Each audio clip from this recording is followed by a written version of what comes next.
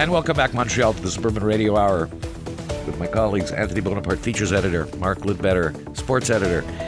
And now, Mike Cohen, who'll let you in on all the entertainment and society news you need. Mike, what's up this week? Well, thank you very much, Beryl. And as you know, each month in our FYI digital magazine, I write a society column. And it's a breath of fresh air in March to report upon a gala organized by young adults. Recently, the first CODA Gala in honor of World Cancer Day took place at the Prima Luna Reception Hall in RDP. These are students forming 12 different chapters from universities in CEGEP. They raised nearly $6,000 for cancer research. Alison Engo is a junior CEO of CODA, a medical student at McGill, and of course, someone I know very well from her days at Royal West Academy. She was one of our stars. I remember her shaking the Prime Minister's hand, a big photo that we used everywhere. Alison, welcome back, and tell us, first of all, where did the money go from this gala?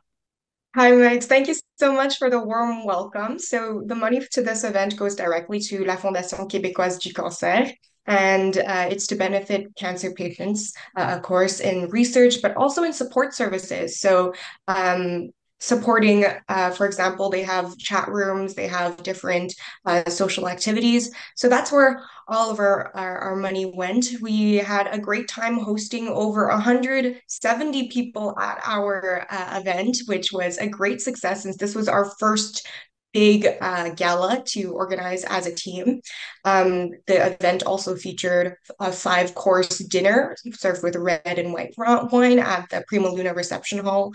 We had a big raffle with over $3,000 worth in prizes from different companies such as L'Intervalle. We had local Quebec companies such as Garde Malade, for example, and different exclusive items and experiences.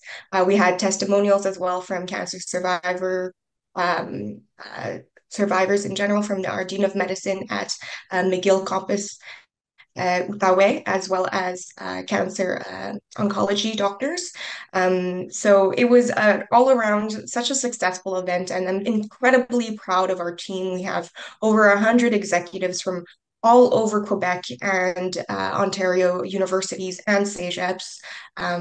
It was such a great night to be part of, and we're so excited to host another gala next year in honor of World Cancer Day.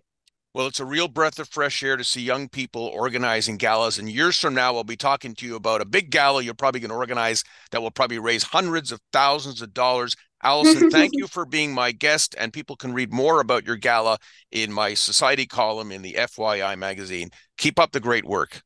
Thank you so much, Mike. Great having Alison Engo as my guest. And we move on to some other items now on the entertainment scene. Federation CJA is organizing a special pre-screening of the biographical drama film One Life. That's Wednesday, March 14th, 6:45 p.m. at Cinestars Deluxe Cavendish. Owner Bruce Gerber hoping to fill each screen. Anthony Hopkins stars as Sir Nicholas Nicky Winton, who as a young London stockbroker in the months leading up to World War II rescued 669 Jewish children from the Nazis. I didn't know about this story at all. It looks great. Tickets, federationcja.org. The world's largest festival of dedicated to films about art and art films hits theaters in Montreal and Quebec City from March 14th to 24th and online March 22nd to 31st. It's known as La FIFA, and it'll feature 164 films from 47 countries, including 39 world premieres. The National Film Board of Canada, it's ushering in spring with a terrific free programming at nfb.ca through the end of March. I've already watched a few of them. Very good. Tisserie Denia Theatre presents the Broadleaf Creatives' The Chemical Valley Project, which delves into the difficult conversations on treaty rights. That's March 13th to 24th at Côté des Hospitaliers on Pine. At the Centaur, they're back on March 12th to 30th. Stay tuned for Diane Flick's In Guilt, a love story. It begins by focusing on Flax's personal odyssey, the perspective of a self-sacrificing Jewish mother who is the this signatory of family dissolution. So that's going to be a pretty interesting one. I think a lot of people will love to go to the Centaur for that. If you're watching La Voix on TVA, the French version of The Voice. Look out for Laval's Brian Alexandre Mello. He's an Anglophone. Tonight, he remains in the hunt for the big prize. I've always liked watching La Voix. I wish one of our English stations would have a Canadian The Voice. They don't, but TVA does a terrific job with that. Also, just we need to mention when it comes to entertainment, the sad note of the Just for Laughs Festival being canceled for 2024. Will it come back in 2025? They've kept Bruce Hills, the CEO, on, so I believe they will come back, maybe slimmer, with maybe a more affordable project for them to do, but it's too big an operation to just disappear. A reminder to our readers and to our listeners, if you go to the Suburban blog section under Cohen Confidential, you can read my entertainment blog, which is kind of twinned with this feature for the Suburban Radio Hour. Also, you can follow me at Mike Cohen CSL on Instagram and X. Thank you very much, Beryl. And now back to you. Thank you, Mike. That was a terrific report. And now we're going to hear from our weather specialist, who is the premier weather specialist in Montreal, Stephen Bellina. Steve, what do you got?